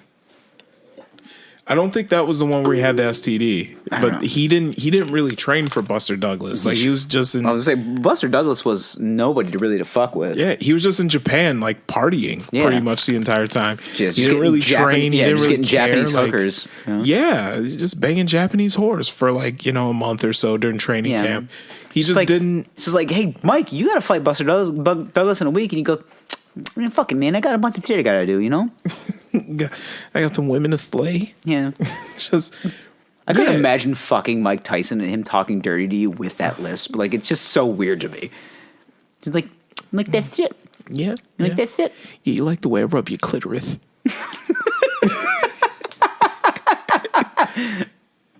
I also imagine that he spells out every single word as well. Oh yeah. There's always a big scientific word in there when he's talking. Clitoris? Your clitoris. Yeah. Yeah. My style is impetuous. My defense is impenetrable. I will eat your children. What? What did you just say? I want your heart. I will eat your children. Praise be to Allah. Oh my God. What's funny is every single time I see like Mike Tyson on his podcast, he's like interviewing somebody, they treat him with so much respect. Yeah, well, it's like dealing with a dog that will bite you. Yeah, because they're scared. Yeah, Mike Tyson walks into this room right now, I'm shitting my pants. Wait, yes, Mr. Tyson. Yeah. No, Mr. Tyson. I do. It's like, please don't touch me. Just don't. Dude, even if he flicks me, I'll die. Yeah, just don't amp him up. Yeah, just keep him low center of gravity. Did you see his interview with Boosie? No. Lil Boosie? No, I didn't. Oh my God. How long ago was this? A couple months ago. No, I did not see it. I love Boosie badass too. The way Mike Tyson talked to Boosie was like a man talking to a child. Yes, playing foot. Yeah, you playing footsie with me? Yeah, it's cute. Yeah. So anyway, but the way it's the fucking cow that. No, but the way he talked to Boosie, like you got to watch this. I will. It's incredible. I'll put it in my queue. He asked Boosie about the way he talks about gay people on his Instagram, because Boosie always talks about. He doesn't give a fuck. Yeah. Well, the way he was like, "What, are you hiding something? You afraid of something that's deep down within?" If Boosie just looked at him with this face, just like, "No, I'm not." But like, couldn't. It's like, shit, he might be gay. Yeah. Well, I couldn't. And then Boosie started to say something. He was like, "Shut the fuck up, nigga. I know who you are. I used to be you. Yeah, you're 35. I'm 55. I used to be you. You don't know shit." And Boosie's just sitting there, just taking this talking to. Like he's a little boy, like rubbing his head. Like he's taking this talking to from a 55-year-old Mike Tyson. He's getting the equivalent of 10 rounds with Mike Tyson. Mentally, verbally. Imagine blocking Mike Tyson for 10 rounds. Exhausting. I understood why he bit Evander Holyfield's ear. He goes, "Fuck, this guy can block. I gotta bite him." Yeah. No, but that interview though is big nasty hooks. He talked to Lil Boosie so hard, and there was nothing Boosie could say. Nothing he could say. Yeah. Not much can be said when you're being spoken down to. He had to lay there and take it for like an hour. He just laid there. I have to find this. Took it. You got to watch this. It is incredible. I will. It's in the mind space. Okay. In the MySpace. It's in the MySpace. Yeah. Thanks, Tom. Yeah. What did we miss? Luke Combs. Oh shit! Of course. Yes. Of course. As we said, what did we say we were going to talk about tonight? We said Charlie Woods, the stimulus. Charlie Woods, my rock hard stimulus package. Mm-hmm. Now Luke Combs, I don't know why he popped up into my lexicon. I think my girlfriend was listening to music and I heard some sort of like twangy country music and I'm like, who the fuck is this? She's like, it's Luke Combs. So I did a little research and I just typed in Luke Combs in Google and then he pops up on my screen. I go, Jesus Christ, look at this guy. Uh-huh. And when I imagine country music stars, I imagine people like Luke Bryan, like chiseled jaw. Most of those guys that Nashville is putting out nowadays. They're not from Nashville. They're just like carbon copy guys. It's like, I'm from Virginia. He goes, you're from fucking Nashville. Yeah, like, somewhere in the South. Texas. And it's usually like 6'2", hunky white dude. Hunky white dude talks about, a dirty truck in a field. Yeah. And some woman in boots. Yeah, simple adjectives. Short shorts. Yeah, very, music that speaks to the type of person that would vote for Donald Trump. It's, I believe Wheeler Walker Jr., who I found out was a parody act, said it best. I told you that. And I was so hurt. You were so hurt. You were just like, that is not. And I'm like, yeah, it is. But anyway, modern country music is hip hop for white people that are afraid of black people. It's true. Like there's like a snap beat. Yeah. On all these tracks. You ever heard any song by Florida Georgia Line? Yeah. Okay, just imagine those lyrics put to like not white music. Yeah. Yeah. Same shit. It's just more Florida approachable. Georgia Line does it. Yeah, well they wanted to be rappers, but then they're like, look at you. Look at you. Yeah. They're like, we're gonna go to Atlanta and we're gonna try to rap, and then they walked into the studio. They're like, the fuck is this? Yeah. What's up with the hair? Fuck it. Put on those bedazzled jeans, the ones with the rhinestones on the back pocket. Put on some Jordans and sing simple music that the regular people will like. Sing about a truck. Yeah. Sing about a pickup truck. Sing about a dirty road, a dog. Mm-hmm. Sing about Jesus. People like that. People love that. People love God, Jesus, country, and rock'em sock'em football. Yep. Yeah, basically, in a nutshell. So I heard this, and I go, who the fuck is Luke Combs? So I do a little research. Luke Combs is a beefy boy. Yeah, he's on the heftier side. He's a hefty boy. He's got a fucking gnarly neck beard. I haven't seen it, but it's good. But it's like mildly tame. Like not it fits, really, but it kind of fits his face. So then, me and you, we play a little game, which was I showed you a picture. I go, what does this guy do for a living? I just showed you his face. You went country singer. Now let me tell you the thought process. Okay, I see the face. He's a hefty boy. Okay. But the neck beard, but I'm seeing like the jacket looks like he's wearing a tuxedo. Mm-hmm. I see the background. I'm assuming, and it's really like a headshot. Mm-hmm. But I see the background, and I'm like, that looks like it could be at some sort of award show. Mm-hmm. But I see the neck beard, and I'm like, it has to be a country singer. Because country is the only music genre that still feels that it has to appeal to the everyman. Yep. Right? Whereas no other genre of music does. If you look at hip hop and R&B, it is, I was the everyman, but then I got fucking money. Yeah. And I'm going to let you know I got fucking money. I'm going to put VVS diamonds on everything. I'm doing shit that you can't do. Okay? Like that's hip hop. And then pop stars is we're rich, we're beautiful, and We're rich. We're beautiful. We're like Taylor, that's we're it. Taylor Swift. That's it. Yeah. Country music is, we're making good money, but I still drive a pickup truck. I try to drive a dirty pickup road. truck and a dirty road. Yeah. Even though, fuck, I'm sure Garth Brooks drives a fucking Rolls Royce. Yo, I was watching football on Sunday. I didn't realize that Garth and Trisha were doing like a thing on CBS where it was like spend the night with Garth and Trisha, and Garth did the whole like breathy voice thing at the end of the promo, and I laughed so hard. And my girlfriend looks at me, she goes, "Why is that funny?" And I'm like, "You wouldn't understand it. You would not understand." But he is so just Murdery. disingenuous. He's a goddamn murderer, is what he is. So, like, he's cut a deal with CBS, which I found out later, which is owned by Viacom. So, not Viacom, Turner. So Turner and him cut a deal about doing these like stadium shows, which also looped into like these CBS concert series. So him and Trisha are doing this holiday at home thing. So I'm watching football. And the promo comes on. I like jump back. I'm like, Jesus Christ! There's Garth Brooks. Yeah. And he's just like, I'm just here with Trisha, and we're gonna have a great time. It's gonna be real good.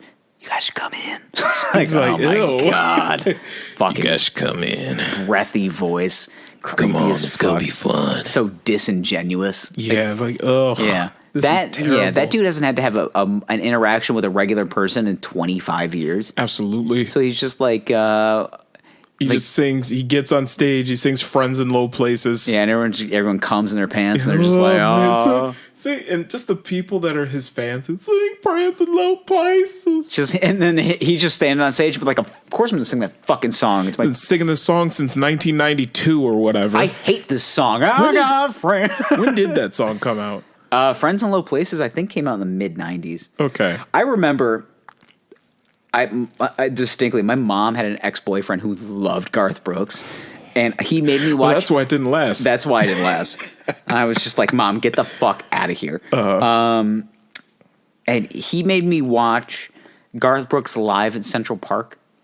And he did 3 sold-out shows at Central Park in New York City. Of course he did. 3 sold-out shows of like 60,000 plus people in New York City. Right, but he still tries to play the role of I'm just this humble guy. 1990. Okay, so the song came out in 1990, the year we were born. He's been singing Friends in Low Places for 30 years. Fucking years. Jesus H. Christ. Do you feel bad? No. I thought when I heard Red Solo Cup, I thought it'd be over. That song's going to be around for 30 years. Absolute shit. Toby Keith's claimed bankruptcy like 6 times at this point. Yeah. But it's just like, doesn't matter. Red Solo Cup comes on. Yeah, you're just like, like it just comes naturally. Yeah. But Toby Keith's I Love This Bar and Grill. Yeah, that shit's bankrupt. Just like everything else. That guy is a piece of shit. No, he's a literal.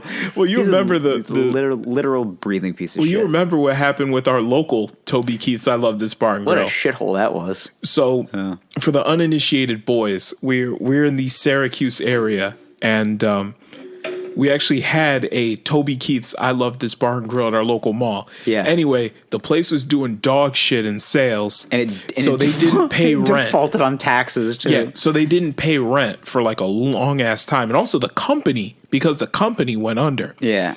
So what happened was essentially one day you go there, Toby Keith's I Love This Bar and Grill is open. It's a Saturday night at the local mall. It's rocking, and then all right. 12 a.m. Everybody get the fuck out. And they had the employees just pack everything up, take down the sign. We're closed. That was it. There was no notice. There was no, hey, we're going to close. Nothing. Just pack closed up. We're done. Mayflower trucks are just running down the road. We're having a whole Baltimore Colts situation. Yeah, it's pretty much what it was. Yeah, it just packed up in the middle of the night. They didn't say goodbye. Football team. Yeah, there was no goodbyes, nothing. It was just like, all right, man, it was fun. Yeah, it's fun while it lasted. It didn't last very long. Hey, you'll be fine. Yeah, just remember Red Solo Cup. We're here for a good time, not a long time.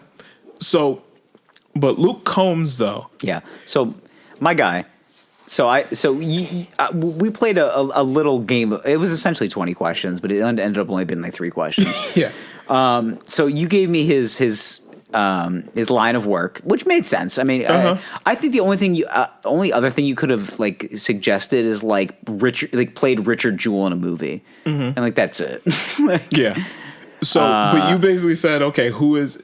You ever heard of Luke Combs? I was like, no. Yeah. And you were like, and then you sent me a picture. You said, what does he do for a living? Yeah. And I just responded, country singer, You're just like, based on that. And you said, what does his spouse look like? And I basically said, skinny blonde. And I think my response is, are you Googling? Like, no. And his wife is is literally the human version of a Q-tip. Yeah. Like just nothing. No. Nothing. Flat. Like you can see the Flat. ribs in her chest. I didn't even look at him on the gram. I'll find her profile. Yeah. She's just nothing. Literally a Q-tip. But like they have, and it's all the generic photos. Like they're fishing together. Oh yeah. They're sitting on the back of a truck No, together. you know this is engineered by the record label. Of course. It's just like, Luke, listen, Atlantic Records wants you to get a hot wife. We got one for you. We found you a hot wife. She's got about 13,000 followers on Instagram. She doesn't have a lot to her, but to be honest, Luke, you can make up for about two Holy people. shit, she has 701,000 followers on the gram. As soon as she married Luke Combs. Okay, he has 3.1 million. So he's got a following. Yeah, well, yeah. The thing is, though, is that like I'm not really talking shit about the guy. He ain't a bad singer. No, I'm not you, going to doubt it. I gotta don't be doubt honest it. though, like the beefy boy in country music, like really's got it together. Like I mean, Zach Brown himself is a institution. Well, that's the thing about the heavy boy that sings country. He just has to stand flat. They got extra wind in those lungs. He just has to stand flat-footed and sing. Yeah. He's not dancing. Are you familiar? You know who Chris Stapleton is? He's another country singer. Bigger guy. Yeah. Fucking angel voice. Like, I don't get it. These guys just have these big lungs and these, like, burly, loud, beautiful voices. And it's like, Yeah. I get it. I see the allure. They're like, he's approachable. He's chubby, but he's cute. Yeah, but Luke Combs isn't really like he's got the neck beard. He's balding. He's not what you picture as like a country star. No, but then he opens his voice and it's just like angels come out. And it's like okay, I see what it is. And I see his wife. I'm scrolling through her profile. She's a Q-tip. She's very she's got nothing. Yeah, I mean she makes skinny, 96 pounds, blonde. You know, blue eyes. Let's put it this way. That might be contacts. We'll put it this way. Which is a white power move. Her and him combined weigh 396 pounds. Oh, man. They're a World Wrestling Entertainment tag team. Yeah. Coming down the aisle. Weighing 300. Weighing a combined 300. Weighing combined weight of 396 pounds. Yeah. Nothing wrong with a beefy boy. Nothing at all. No. Nothing at all. I love me a beefy boy. You're a beefy boy. I'm a beefy boy. Been one my whole life. I like you. I think we're the Luke Combs and wife equivalent. I'm skinny and white. Yeah. She's skinny and white. You know? I'm big and beefy. You need the blue contacts though, just for like the. I know for aesthetic effects. Which, by the way, I've noticed this. So a lot of these people, a lot of these types that deal with these demographics, you know what I'm talking about here, will purposely dye their hair blonde and get blue contacts to fit. Just to fit to look like an Instagram filter mold of. It's kind of like a white power signaler. Yeah. In a weird way. I call it the Tommy Lauren. Yeah. Do you think she's a natural blonde? No. You think her eyes are really blue? Actually, I think her eyes are brown. Yeah, anyway. they're brown. But you can see the dark roots in her hair. Yeah. Kristen Cavallari ain't a natural blonde either. No. Master race. Master race. The master race. Yeah. Got their asses kicked in that Olympics, though. Yeah. Master race. Can you imagine being... This old Bill Burr bit. Yeah, I know. Master race. Yeah. Can you just imagine being married to Jay Cutler? What a boring existence. Yeah. What a life. What a life to live. Yeah. Jay, can you take out the garbage? Yeah, let me feed the goats for the 19th time today. What'd you do today, Jay? I took out the trash. Rip some cigs. Rip some cigs, took out the trash. Played football on myself. Oh, you played Madden? No, just No. in the backyard. Yeah. Hey, Relived. found a couple old tires, built a tire swing, started throwing footballs through it, started reminiscing. Just Called the Miami Dolphins, see if they needed a backup. I just relived the Green Bay game back in 05. Didn't you throw 6 interceptions in that game? Shut up, Kristen. That's when I felt alive. Yeah. Oh, God. So. So, yeah, Luke Combs' wife. Yeah. She's interesting. And the thing is that it is so clearly this. It's just it's a plastic. It's not real. No, it's not real. Listen, it took me a really long time. Like, nothing on the internet's real. No, Especially Instagram. But there are certain couples that you see in entertainment where you're like, okay, I can believe that. Yeah, like John Legend and Christy Teigen. Like, they seem. I believe that. I kind of believe it because she's too honest. Yeah, which is weird. It's like she's a supermodel, but she gives so little fucks. Yeah, that it's like she talks hella shit on the internet. Yeah, I was like, I just feel like this is who she is. Yeah, like, and they seem like cool they actually like each other. They seem to. Like they do dumb couple-y stuff that's like not. I know. Yeah, they do. But like there's other versions of that I see on the internet. And I'm just like, they don't fucking like each other. Like, I still can't understand like Machine Gun Kelly and Megan Fox. Like, maybe we're both hot. We're both hot and white and tall. Basically. Yeah. We're both hot and white and tall. You be my Valentine. Yeah. That's basically what Pete Davidson had with Ariana Grande, but then he's just like, I have butthole eyes though. Like, it's just, that was his downfall. Yeah, shouts out to Pete Davidson. I think it's my other crony buddy. Yeah. That's why he's got butthole eyes. He shits a lot. He has Crohn's? Yeah. Good for him. That's why he's got butthole eyes. Yeah. That's why I got butthole eyes. Yeah. No, I think Pete Davidson, I think he was just out here fucking. Yeah. That's why he was with Ariana Grande. Ariana Grande's engaged now. Yeah. Yeah, to some guy. I don't know, some fucking guy. Some guy. Yeah. Yeah. Good for her. Been there all night. Been there all day. Yeah. Good for her. Yeah, I'm. When she made Side to Side, was she talking about whose dick? Was it Pete's? I don't know. It could have been Pete's. Got a piece from what I've heard. Yeah, it could have been Malcolm's. Yeah. Mac Miller's. Rest in peace. Rest in peace to the god.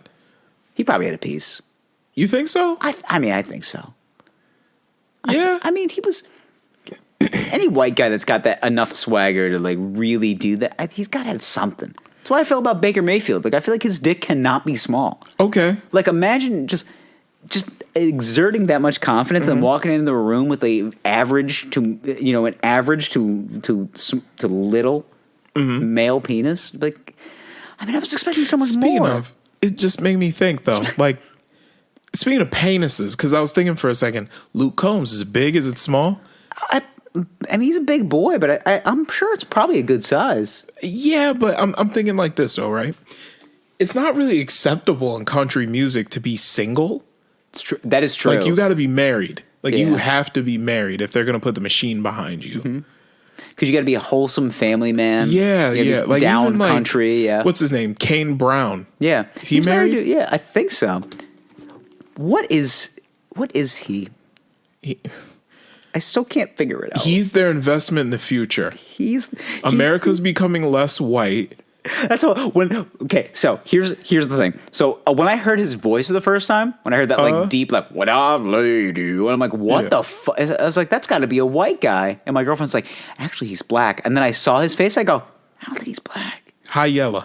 He's probably half. He's probably like half black. Said. So like, he's a tomorrow person. That's what they call them. They're the people of tomorrow. What are the things on South Park?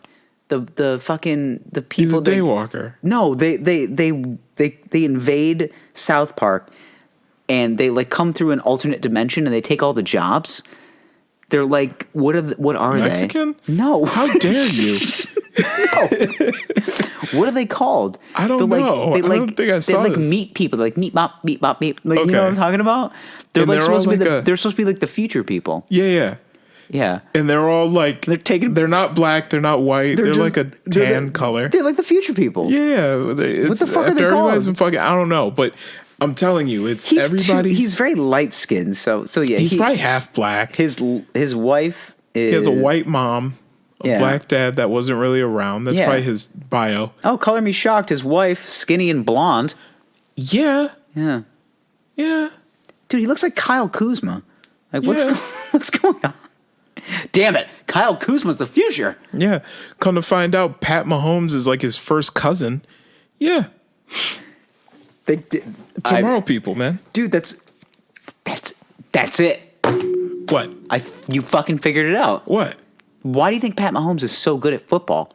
He's not from this time. No. He's seen this shit. He's seen this. I'm telling you, he's 30 years in the future. He came back in time to dominate. He's probably just average in his time. He's one of the people of tomorrow. Kane Brown is from Chattanooga, Tennessee, as if that makes a difference. He has a white mother and an African American father. Who said it? Yeah, I mean, Jesus Christ. Who said it? Yeah. He looks Tomorrow. like a Gap model in this picture. Tomorrow, people, man. He is tomorrow. Racially ambiguous. But that's the thing about Pat Mahomes too. Oh shit. Racially ambiguous, man. That's it. That's the future of tomorrow today. Is racial Yeah. Oh my god. You should have got you a That's a black hard girl. word to say when I've been drinking. Ambiguity? Yeah, ambiguity. Yeah, I'm telling you. I had a stroke when I said that. We're not getting with people of our race anymore. You need to branch out. We need to repopulate the world. We're the proverbial with melting pot.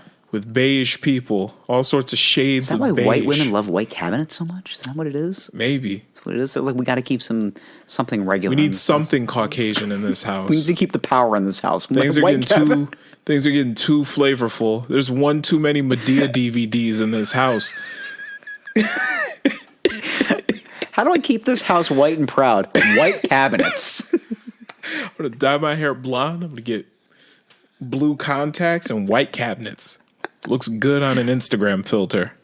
That's what it is. That's honestly what it is. Yeah, like nah, dude. I got to tell you, as somebody that had white cabinets once in their life, you cook once and they'll just be black. Yeah, they get disgusting. Yeah, you'll be cleaning your cabinets more than your house. Like every single time you cook, a little bit of grease, ruined. I ain't doing that. Little sauce splashes up. Yeah. Sauce. Little sauce. Yeah, I'm not doing that. I don't know, man. It's Kane Brown. yeah. I'm telling you, racial ambiguity is kind of. Kane Brown is Nashville's bet on the future. Kane Brown is country music's future. Patrick Mahomes is National Football League's future. Yeah. We need an NBA equivalent. Listen, I can't be Kyle Kuzma.